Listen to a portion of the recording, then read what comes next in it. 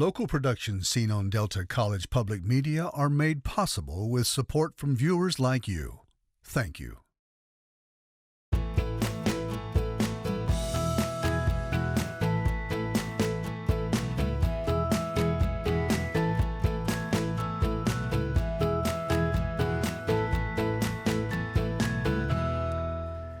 Well, good evening, everyone. I'm Mike Redford, and this is the follow-up. Coming up on tonight's show, inflation is at a 40-year high with talk of a recession coming up just around the corner. So what's the future hold for our economy and your pocketbook? Chris Douglas, an economics professor at the University of Michigan-Flint, has some answers for us. Plus, it's called harm reduction, ways to keep drug abusers safe while they still used. The use of safe syringes is one way to do it, but it's not without controversy. Ziolkowski from Families Against Narcotics is here to talk about that and her views on the growing opioid overdose crisis as well. But first, we would like to hear from you to help drive the conversation here on the show. You can do that in a variety of ways via social media on Facebook and Twitter. You can email us, or you can dial into our follow-up hotline to voice your opinion or suggest future show topics. And if you'd like to watch any of our past shows this season, just log on to deltapublicmedia.org. Up first, Chris Douglas, economics professor at University of Michigan-Flint. He's a regular here, and we're always glad to have you back. Lots to talk about, that's for sure. Yep, it's almost like Groundhog Day. I was thinking about the last time I was here back last September, and the subject was inflation. And inflation was running at 5%. We were talking about what a problem that was back then. Sure. And now it accelerated to 8%, which is even a bigger problem. Yeah, I'm not smiling through it, but you're absolutely right. So it's at a 40-year high inflation, that's no secret. We've had a little uptick in the last month or so, not a trend. Let me start with this. A lot of people are saying it's still sort of this post-pandemic headache that we can't get rid of. And before you kind of answer that, let's take a look at what we found, what is causing inflation in 2022. The pandemic shifted consumer demand away from services toward goods. It left producers unable to keep up with demand. Two, a sort of factory closures from early in the pandemic reduced supply chains. And of course, you look at three, Russia's invasion of Ukraine caused a spike in oil prices, increasing the cost of both manufacturing, shipping, you name it. So as you look at those three, are those your top three, and there's probably more, right? Yeah, I would say there's a number 4 that's the real cause, and that's all the pandemic stimulus spending that occurred over the last 2.5 years. So there's 3 rounds of stimulus spending starting in 2020, then in December 2020, then March 2021. That totals $5 trillion. You think about, how did the government raise $5 trillion to send people checks, enhance unemployment benefits, and so forth? Well, it didn't raise taxes. What happened? It borrowed.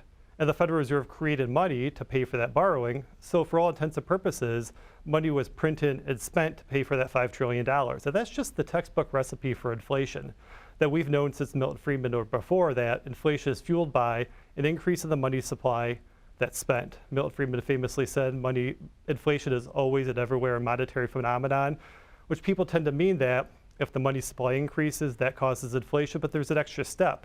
The money supply increases, that newly printed money is spent, the spending outpaces the supply of goods and services, which has been the case during the pandemic. Number 2 said production was curtailed, it was. Sure. So there's $5 trillion being spent, people are trying to spend it, buy goods and services that aren't there, and that's causing inflation. So the source of inflation really is Washington, D.C., the Federal Reserve, and the federal government.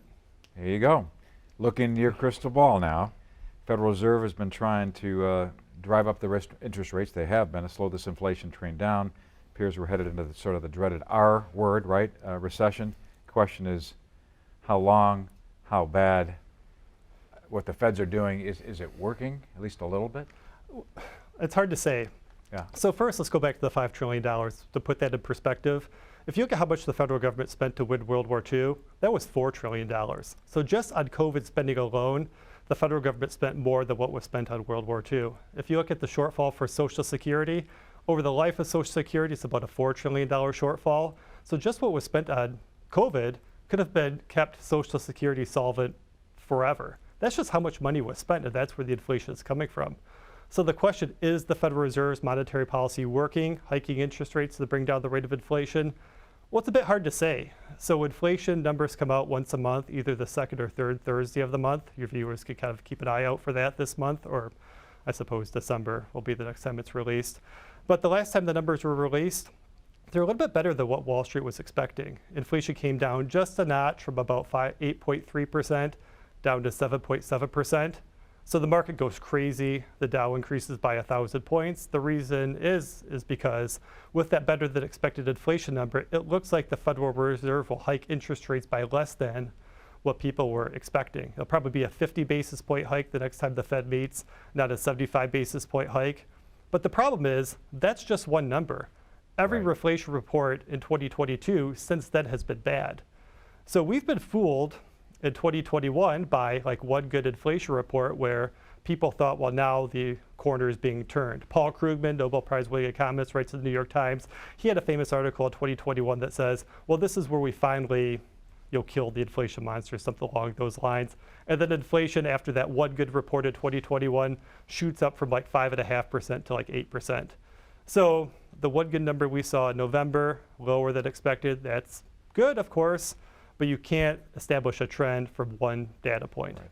Does the rule of 70 apply here? That's something you've talked about before. Yeah, so rule of 70 says approximately take 70 divided by the growth rate of something.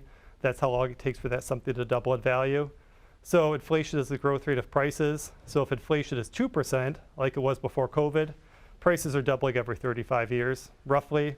Say, well, on the one hand, that's not the world's greatest thing. I would agree with that. But on the other hand, due to the whole Harry Truman, two-handed economist, if people's wages are growing by 2%, it's a push. Prices are rising by 2%, wages are rising by 2%. But with 8% inflation, prices are doubling to do some rounding about once every 9 years. Well, the problem is people's wages aren't growing by 9%. You might have got a 2 or 3% pay raise last year, which means if you got a 3% pay raise, prices are up by 8%, you fell 5% behind. Your purchasing power fell by 5%. So if you do the rule of 70 for that, 70 divided by 5 is roughly 14. If that keeps up for 14 years, your standard of living will fall by half. In 14 years, you will only be able to buy half the goods and services you could buy right now if your standard of living falls by 5%. Fast forward another 14 years, so roughly 30 years down the road, your standard of living will be a quarter of what it is right now. That's why inflation is a real problem and why it causes real political instability once it gets going. I don't like that picture. So the last recession, 2008, we had this housing market crash, right? Related to those subprime loans. Homeowners couldn't afford it. Mortgage lenders, banking institutions were caught in the middle of it. Any comparisons at all to what we're doing today? Possibly. It gets back to your last question about what's the 2023 economy look like. Are we going to see a recession? The answer to that is it depends. What do the inflation reports coming down the pike look like? If inflation shoots back up to 8.5%, 9%, expects a big Federal Reserve interest rates hikes as a result.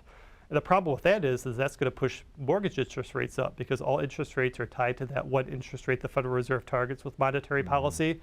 If interest rates rise, that makes it more expensive to buy a house because the monthly payment rises. And if that happens, well, then the demand for housing starts to fall, and that'll push housing prices down. So recently, the 30-year fixed mortgage rate hit about 7%, where it was under 3% just a year ago. So if you kind of figure out, well, what's the price of a house have to be at a 7% interest rate to meet the monthly payment at a 3% interest rate, the price of the house has to fall by 25 to 30%. So if the Federal Reserve continues to hike, you might start seeing a housing market correction on the order of 20, 30%. If you think back to the Great Recession a dozen years ago, housing prices only came down by 20% and caused that big problem where mortgages get defaulted on, the mortgage-backed securities go bust, banks face insolvency. So to answer your question, there are some parallels. If Federal Reserve rate hikes cause a housing market correction, and then that housing market correction causes the same problems we saw a dozen years ago when the housing market corrected. Right. Unemployment numbers are much better today than they were 11 years ago, 12 years ago, right? So. Sure. I mean, that's kind of a glass half full approach, but if you want to take the glass half empty approach, because that's what we do as economists, we could say that employment still remains below trend, meaning had the economy not shut down in 2020, employment would have continued to grow by 150,000 or so jobs per month. Well, jobs have not gotten back to that trend where they would have been had the shutdown not occurred. So we still have, by that definition, 3 million fewer jobs in the economy right now compared to where we would have been had, like I said, the shutdown not taken place. Right. Really quick, term that you used on the phone when I was talking to you was the term stagflation. Right. We haven't heard that term in a while. Right. So talk to me about that a little bit. So Stagflation just says you have a stagnating economy plus inflation. So the question in 2023 is, suppose the Federal Reserve starts hiking rates, and suppose the economy really starts turning south, perhaps we get a housing market correction, and that causes the banking problems that we saw a dozen years ago. Will the Federal Reserve blink and say we can't endure that kind of cost, that kind of recession coming out of COVID, and then they flip the switch and start cutting rates again? What that will do is that will undo what they've done to combat inflation. So then inflation starts going up. The stagnant economy means employment is stagnant, economic growth is stagnant. You really get the worst of both worlds. That's the story of the 1970s. And it took the better part of 15 years to get that under control. And the way it got under control was big recession, like we talked about on the phone, 81 to 82. Unemployment rate in Michigan hits 17%. Nationwide, it hits 10%. Lasts a year and a half. Mortgage interest rates hit nearly 20%. If you could even get a bank to loan you a mortgage at 20%. Credit card rates for people who had them went even higher. So that was a really bad recession. And we certainly hope that history in that sense is not going to repeat itself. Right. Last area is just sort of the energy market. That's kind of a wild card impacted by world events, as we saw Russia invaded Ukraine. Of course, big debate in this country about going to electric vehicles. Are we going to be in a better position to weather this kind of thing? What do you make of that? Well, the problem with electric vehicles is, like we talked about before the show, the charging stations, that's one problem, but just the grid capacity is another problem. And that, like out in California, when I was out there over Labor Day weekend, there was a heat wave going on for the entire state. So the state was saying, don't charge your electric vehicles. So if the grid can't stand electric vehicles being charged when the grid is stressed because of heat, how can the grid support 1% of vehicles being electric to 100% of vehicles being electric? So I think there has to be a lot of grid updates in order to electrify automobiles, and that's going to take a long period of time. So I think for the short to medium run, we're still dependent on the price of crude oil. The price of crude oil famously went up to $150 a barrel when Russia invaded Ukraine. It's kind of hovered at the $100 barrel per mark since then. And then it's just really how long this war continues, coupled with what does worldwide demand for crude oil look like. That's going to determine the price of oil and gas and natural gas. That's another concern. The pipeline going from Russia to Germany, the Nord Stream pipeline, was destroyed a couple of months ago. That cut off Europe's source of natural gas. If they look to the U.S. to replace that source of natural gas, that will push natural gas prices up here during the winter. So for better or worse, we still are dependent on the price of fossil fuels to power our homes and power our vehicles. It's amazing. I mean, this whole issue, it's a global economy. How much do we depend on others? How much can we do ourselves? And there's a lot to think about, that's for sure. Right. Great to see you again. Always great to see you. We'll have you back on now that you've looked at your crystal ball. I'm going to bring you back in about 6 months and see where it went. So okay, that sounds good. Appreciate it, Chris. Up next, it's a program to better protect drug abusers while they still use. But not everyone is behind this movement. Lori Ziolkowski from Families Against Narcotics will join us next. But first, we would like to hear from you to help drive the conversation here on the show. You can do that in a variety of ways. Here's how you can do it. Join the conversation.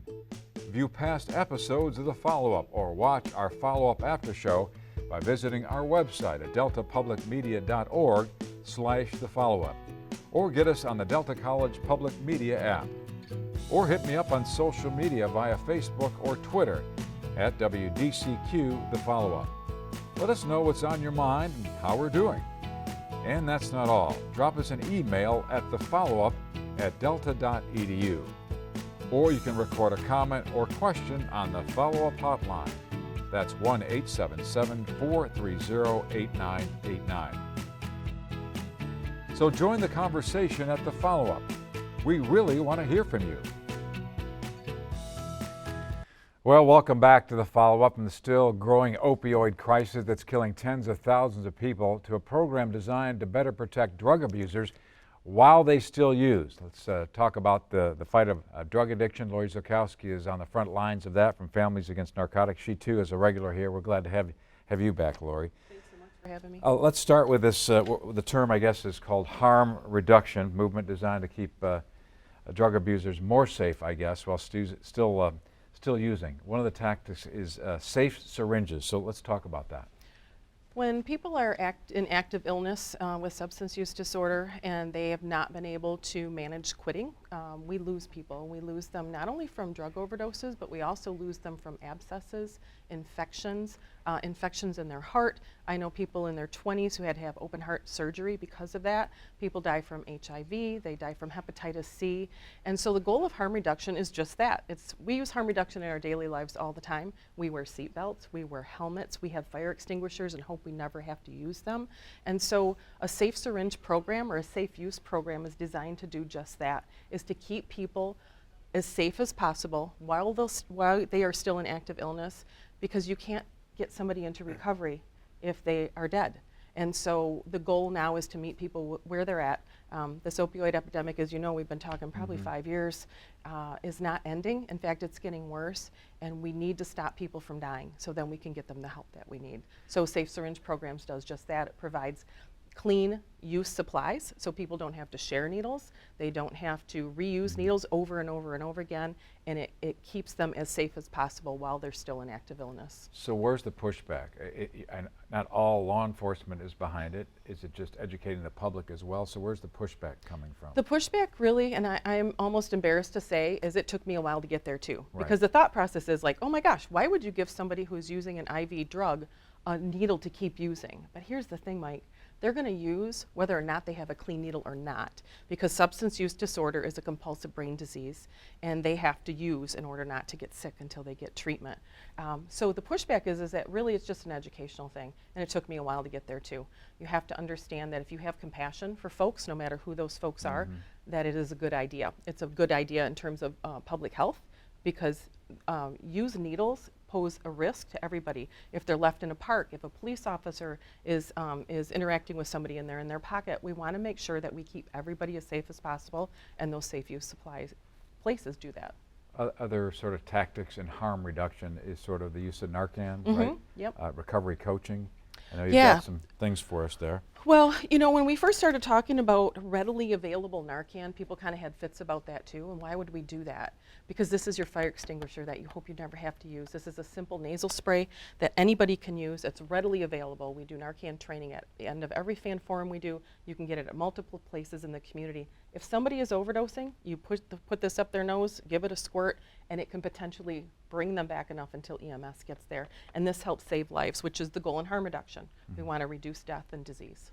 And recovery coaching is another way, right? Yeah, absolutely. Recovery coaching, connecting people with others with lived experience, using fentanyl test strips. What we're seeing right now is fentanyl is in the drug supply. Regardless of if you think you're doing heroin, we really don't have a lot of heroin in the streets anymore, but we do have fake Xanax, we have methamphetamine, we have what people think is heroin, and a lot of stuff is laced with fentanyl, and fentanyl, a couple extra grains will kill you, and that's why we're seeing a real huge increase in deaths because of that. So they can test their supply to see if there's fentanyl in it. You brought up the opioids, which is where we're going to go to now. As we get into that and we talk about the amount of people dying of drug overdoses, it's just staggering. So let's show the viewers, and we can take a look at what's on there right now. This is from the Centers for Disease Control. More than 109,000 people died of a drug overdose in a 12-month period ending March 2022. Annual overdose deaths reached record levels, as you know, during the pandemic. The latest figure, a 44% jump from 2 years earlier, when there were about 76,000 deaths reported in that 12-month period.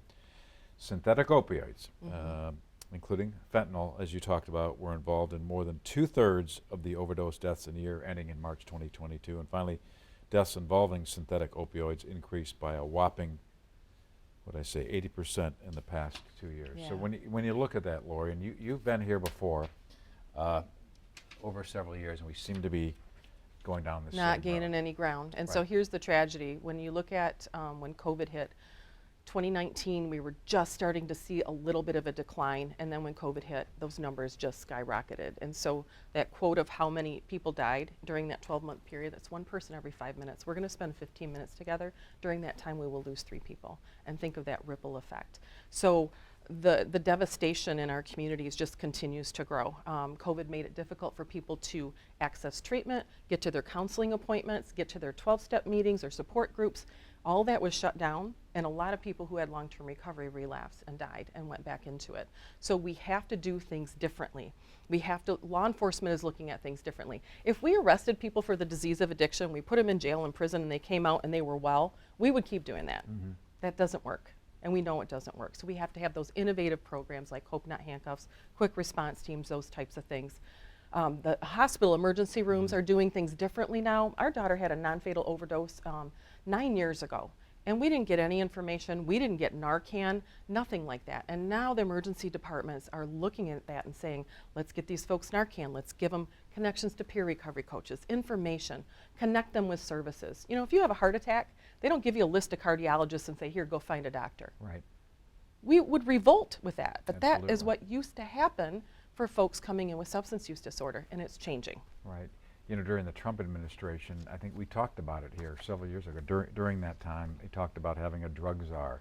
Yeah. And I don't know that that ever happened. And now today in the news constantly we're hearing about the fentanyl coming in illegally from China Yep. and from Mexico. From everywhere. Everywhere. Yeah, And yet everywhere. For some reason, I don't know if it's a governmental issue, maybe it's just a public that we've got to stand up and say this is a sense of urgency, and yet that's just not happening. Right? Yeah, and there is a sense of urgency among that community, and you're absolutely right. So thinking about the economy of that, Sheriff Troy Cunningham from Bay County told me very early on when we started FAN, he said, law enforcement, we cannot control supply. It's just coming in too fast, too furiously. We have to control demand. So this is a preventable disease. We have to start talking to our kids in junior high about substances, even low-level stuff like vaping, alcohol, legalization of marijuana, so kids have easier access to that now.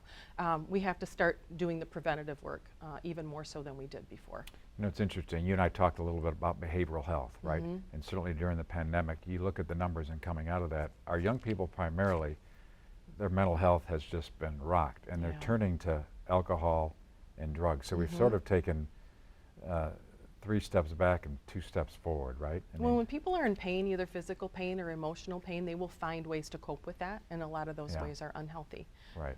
And substance use disorder among children is increasing. Sadly, suicide and suicide attempts among little kids is increasing, and we have this national conversation now about substance use disorder and mental health. They intersect so much. Co-occurring disorders, oftentimes, I would say the majority of times, people suffering with substance use disorder also have anxiety, depression, PTSD, other mental health issues. And as a country, we have to recognize that, and we have to get way better Right. at providing services. So there have been some landmark court cases settled in recent weeks against Big Pharma, Walmart, for example, for being too loose on providing opioids to the general public. Walmart has to pay $3.1 billion as a result.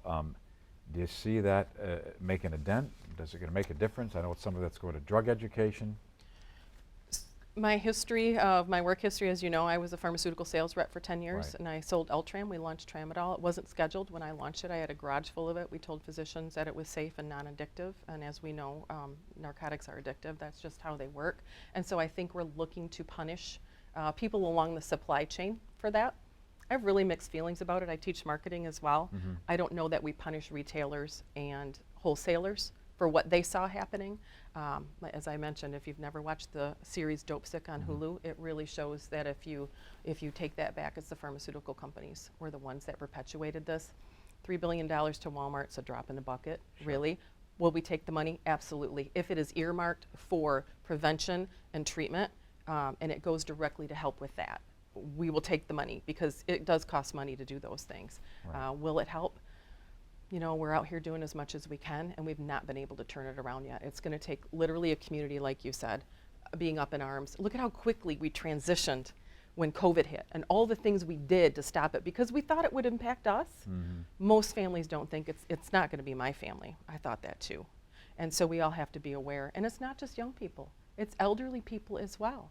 It doesn't discriminate, so we do have to, everybody get better at Particularly when really. it comes to the opioids, the Yeah. painkillers. The elderly, our senior citizens are suffering from it as well. right? Absolutely, Yeah. yep.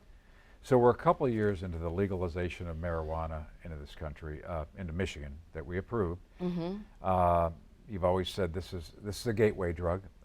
So what are you seeing so far as a result of legalizing marijuana? So the reports that we're getting from our local community behavioral health is that we are seeing more young people coming in with THC psychosis. Kids who are vaping THC gets to the brain very, very quickly. They're seeing that. They're seeing THC hyperemesis. They are seeing more instances of that. We've just increased the drug supply. And, you know, as as a country, we do a terrible job of keeping substances out of the hands of kids. The garage refrigerator loaded with beer, the liquor cabinet, you know, the cigarettes that are laying around, and now we have marijuana. It should be locked up in the house, but I got to tell you, it probably won't be in most families. And to keep that away from our kids is a really big concern, and we are starting to see some of that. And you know, the word gateway is always kind of tough. Vaping could be a gateway, alcohol could be a gateway. It's whatever that is that triggers it for you. But definitely we don't do a great job in keeping it out of the hands of our kids. Right. A couple other areas, the organization that you're representing, Families Against Narcotics, doing some really neat things. Quick response teams, Hope Not Handcuffs. Why don't you talk a little bit about that? So Hope Not Handcuffs we've covered before. It allows a person struggling with substance use disorder to walk into a police department and ask for help, which when my daughter was actively using, I thought was the most preposterous idea ever, but it works. It aligns the police departments with a program and with angels that can help people. Then we noticed some people weren't walking in and people were overdosing. So a quick response team sends back a police officer, a peer coach, and a family coach, people with lived experience in an unmarked car in plain clothes, back to homes where folks have overdosed. And we have conversations with those folks. We give them Narcan. We provide them resources, connect them with a peer recovery support person. If they need to get to treatment, we can arrange that. We can provide free transportation. So I always say it's kind of like the Hope Not Handcuffs Grubhub, where it comes right to your door. And it's just another novel way to partner with law enforcement. They want to end this too. If you think of all of the crimes that are committed because of substance use disorder, retail fraud and larceny and violent crimes, if you trace it back to why those are happening, it's because people have substance use disorder. Let's treat the problem and get people well, and then that stuff goes away too. So we have to be novel in our approach, and if there's a good program out there, we will copy it, and if there's not one, we will invent one. Right. And in the minute we have, give us an update on your daughter, because this is how you got this started. 9 years ago, you were in the throes of that, and how's she doing? Thank you so much for asking. Yeah. She had a non-fatal overdose in May of 2013, and our daughter Amanda is 6.5 years in recovery from a 4-year IV heroin battle. She works a program every day. She sees a counselor. She used medication-assisted therapy. She did every single thing that she could to get her life back. And now it's such a privilege to help other people follow that path as well. And that's what you want for everybody. You want people to be able to recover. And recovery is possible. We have an excellent recovery community in the Great Lakes Bay region. And I would just encourage folks, if you're struggling, reach out for help and make sure that you're plugging into that community. Life-changing for you, your family, for Amanda, and she's come out the other side. We're thankful for that. Now it's become somewhat of your life's work. So it sure is. Thank you. Thanks, Lori. And that's our show for tonight, but be sure to join us again on Tuesday, December 13th for our next show. The next 2 weeks, Delta Public Media will be featuring its holiday pledge drive. We hope you will support that. In the meantime, we're just going to keep doing what we do, raise a little money, and we'll be back here in a couple weeks. Have a good night.